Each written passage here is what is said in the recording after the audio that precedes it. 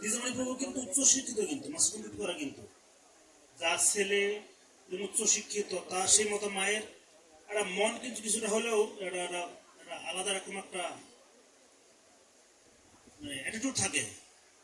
কিন্তু আমি দেখেছিলাম যে উনি মনের দিক থেকে এত সহজ সরল ছিলেন, যার জন্য তার এই যে দৈনতা, ভক্তদের প্রতি শ্রদ্ধা, এই জন্য ভগবান ওনাকে এত বেশি কৃপা করেছেন, যার জন্য তার পরিবারে এতগুলি সন্তান তার সবাই ভগবত সেবায় যুক্ত হয়েছেন।